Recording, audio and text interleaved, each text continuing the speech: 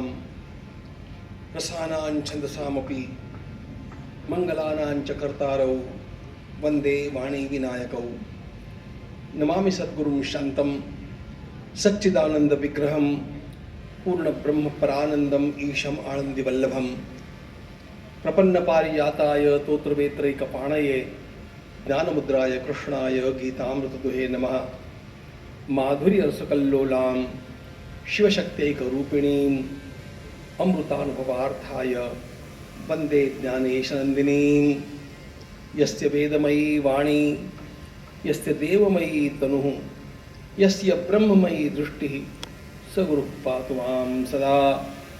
आपदामपहर्तारं दातारं सर्वसंपदां लोकाभिरामं श्रीरामं भूयो भूयो नमाम्यहम्।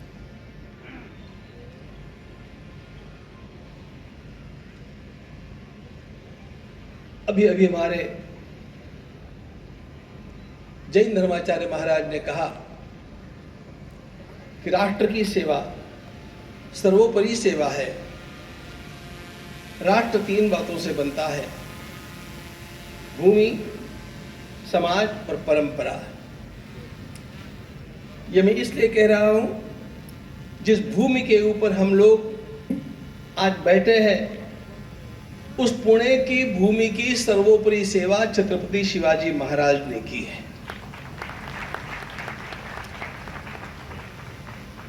यह संपूर्ण भूमि उद्ध्वस्त कर दी गई थी आदिल शाह के द्वारा।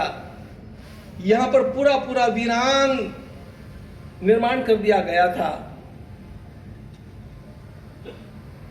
धन्य है भगवती राजमाता जिजा माता जी, जिन्होंने अपने छोटे पुत्र शिवबा के हाथ में सोने का हल देकर के इस भूमि को पुनः पुनरुज्जीवित किया और सर्वप्रथम यहां पर लोगों को बसाने के पूर्व गणपति के मंदिर की स्थापना शिवाजी महाराज ने की।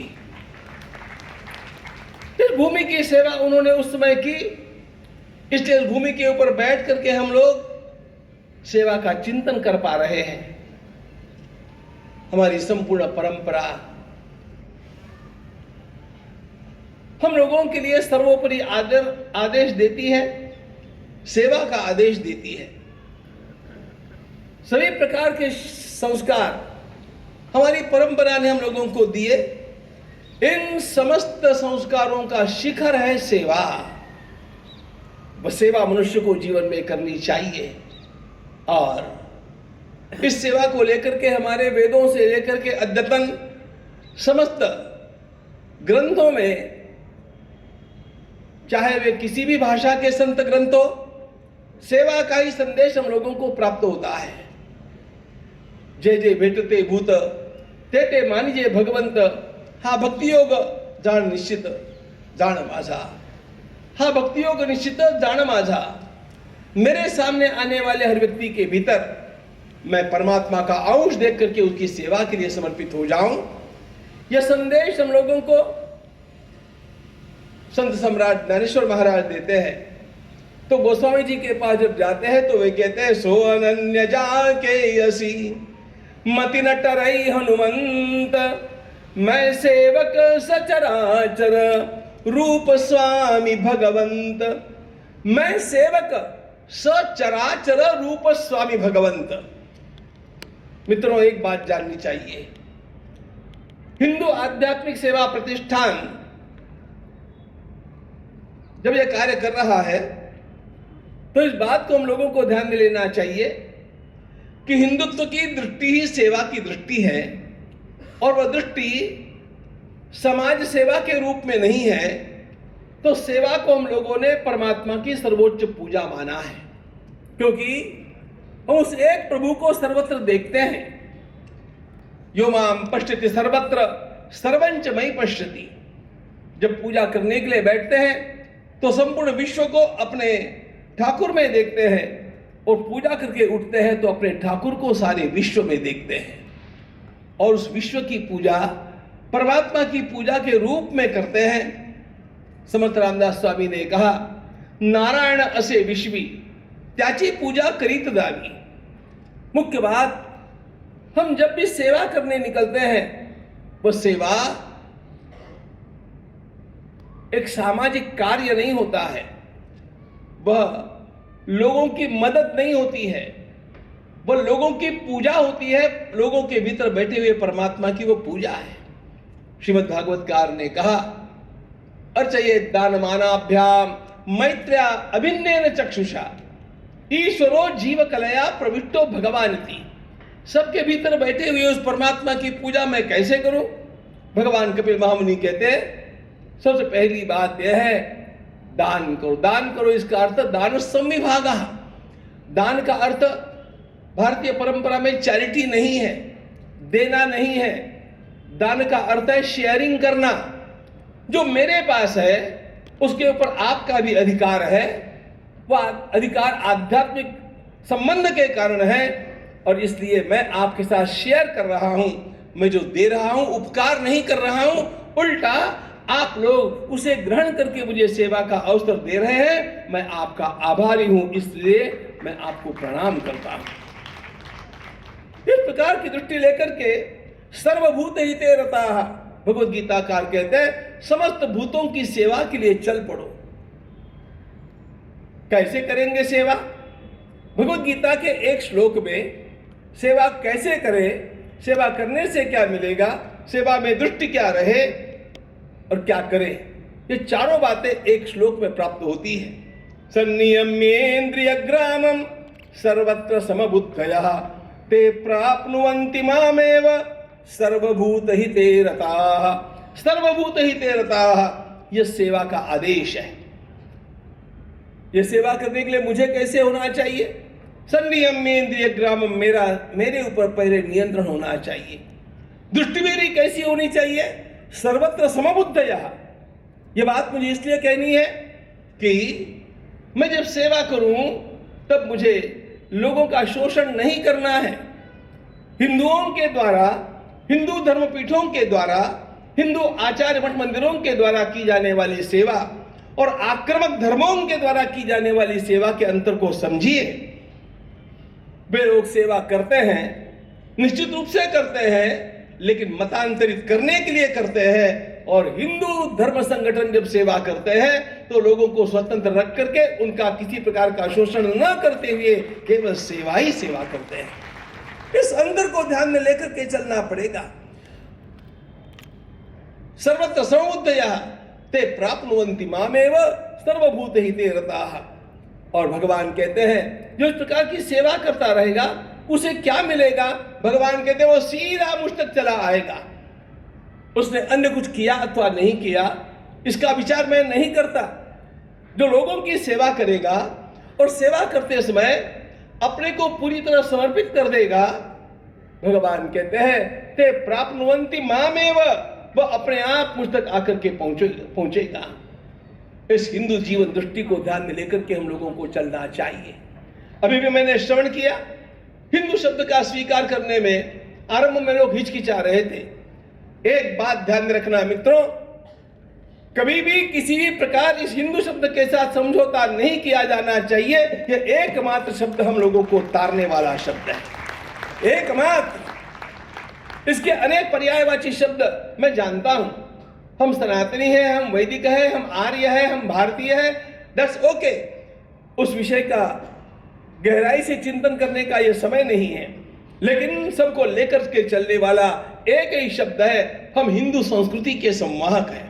और हम उस भारत माता के पुत्र हैं जिस भारत माता ने हम लोगों को किसी पर आक्रमण करना सिखाया नहीं, लोगों को संस्कार देना सिखाया, लोगों की सेवा करना सिखाया।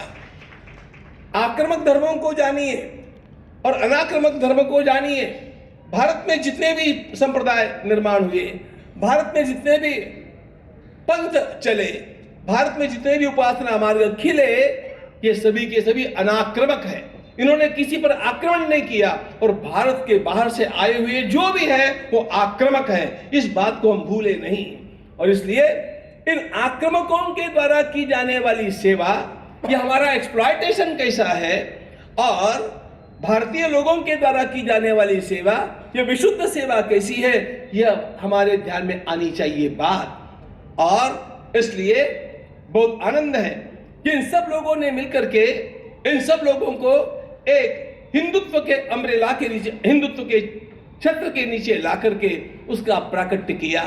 वास्तव में हम लोग अपनी परंपरा से सेवा करना भूल जाना, सेवा करना प्रदर्शन नहीं करना, सेवा करना विज्ञापन नहीं करना, इन्हीं संस्कारों में पले। इसलिए कभी भी इस प्रकार का विज्ञापन नहीं किया गया, एकत्र लाकर के दर्शाया नहीं गया। लेकिन आज का जमाना ऐसा है मित्रों, लोगों को ये जानकारी पहुंचाए बिना लोगों को पता भी कैसे चलेगा। इसलिए जिन्होंने यह आयोजन किया है उन सारे संयोजकों का, आयोजकों का मैं अंतःकरण पूर्वक अभिनंदन करता हूं कि आपने अत्यंत योग्य कार्य किया। नई पीढ़ी के अंतःकरण में यह भाव जागृत होने लग गया। बाहर से लोग आते हैं, कैसी कैसी सेवा करते हैं, हमारे मठ मंदिर, हमारे धर्माचार्य क्या करते हैं। अरे कैसे कैसे सेवा में लगे हुए हैं हमारे धर्माचार्य। आसेतु हिमाचल सर्वत्र आप इस दृश्य को देखेंगे, लेकिन वह एकत्रित रूप में दिखाना आवश्यक था। यह कार्य आपने किया, यह अत्यंत महत्वपूर्ण कार्य है और इस कार्य के लिए आप सभी का अंतःकरण पूर्वक अभिनंदन है। हिंदुओं की यह जीवन दृष्टि सुंदर अवसर तो है, समाज को एक दृष्टि देने की आवश्यकता है। सेवा केवल दान धर्म करने से नहीं की जाती, सेवा केवल रोगी की नहीं की जाती, सेवा सुबुद्ध लोगों की भी करनी आवश्यक है। सेवा का अर्थ क्या है? सेवा एक किसी क्रिया का नाम नहीं है। अनुकूल्य न वर्तनम सेवा, यह सेवा की व्याख्या है। जिस समय समाज पुरुष को जिस प्रकार की आवश्यकता होगी उस समय उस प्रकार की आवश्यकता को पूर्ण करना, यह सबसे बड़ी सेवा है। आज भारत की एक सेवा आवश्यक है और वो सेवा है जाति पाति से ऊपर उठ करके हम लोगों को एक हिंदुत्व की आराधना करने के लिए एकत्रित होना चाहिए, वो जानना चाहिए और इसलिए हिंदुओं की संख्या में वृद्धि भी करते रहना चाहिए। ये देश मेरा है, इस देश की परंपरा मेरी है, इस परंपरा के लिए मैं समर्पित हूं। इस भावना से हमारे सरदार भगत सिंह जी से लेकर के कितने कितने नाम गिनाऊं, स्वातंत्रवीर सावरकर तक, सब लोगों ने एक ही बात कही कि मां आपके वैभव को इसी प्रकार बनाए रखने के लिए हमारा जीवन समाप्त हो जाए, कितने कितने जन्म लेकर के हम आवे लेकिन पुनः आपकी ही सेवा करें, तेरा वैभव अमर रहे मां, हम दिन चार रहे न रहे। मित्रों ध्यान रखना, यह परमात्मा का देश है, यह परमात्मा की संस्कृति है। इस संस्कृति ने हम लोगों को संपूर्ण विश्व के कल्याण की दीक्षा दी है। विश्व का कल्याण करना होगा तो भारत को समर्थ बनना पड़ेगा और भारत को समर्थ करना होगा तो हिंदुओं को समर्थ बनना पड़ेगा। हिंदुत्व का एक नव जागरण करना पड़ेगा। ये नव जागरण करना होगा तो कहां से प्रेरणा मिल सकती है? वो प्रेरणा देने वाला जो शहर है उसी का नाम पुणे है, पुण्य पत्तन है, क्योंकि ये शिवाजी महाराज ने बसाया हुआ देश है। संपूर्ण देश को शिवाजी महाराज की दृष्टि देना, संपूर्ण देश में शिव चैतन्य का जागरण करना, यही हमारे विजय का खास उपाय है। इसको लेकर के चलना पड़ेगा, क्योंकि छत्रपति शिवाजी महाराज ने केवल उत्सर्ग नहीं किया, केवल त्याग नहीं किया, विजय की आकांक्षा दी। हम जीत करके रहेंगे, हम जीतने के लिए लड़ेंगे। जीतेंगे तो हम मरेंगे नहीं, हम जिएंगे और मारेंगे और जीतेंगे। जीतने के लिए हम हैं। यह दृष्टिकोण जीवन में अत्यंत आवश्यक है और यह दृष्टिकोण यदि कहीं से सर्वाधिक प्राप्त हो सकता है तो वो मेरे इस पुणे से प्राप्त हो सकता है कि यह पुणे छत्रपति शिवाजी महाराज के द्वारा उनकी माता के आदेश से बसाया हुआ, पुनर्वसित किया हुआ नगर है। यह दृष्टि आप लोगों को प्राप्त हो, मुझे भी प्राप्त हो और हम कभी कभी नहीं, रात दिन इस सेवा में समर्पण के साथ लगे रहे और गुनगुनाते रहे। देश से है प्यार तो, देश से है प्यार तो, देश से है प्यार तो, हर पल ये कहना चाहिए, मैं रहूं या ना रहूं, भारत ये रहना चाहिए, भारत ये रहना चाहिए। भारत माता की जय।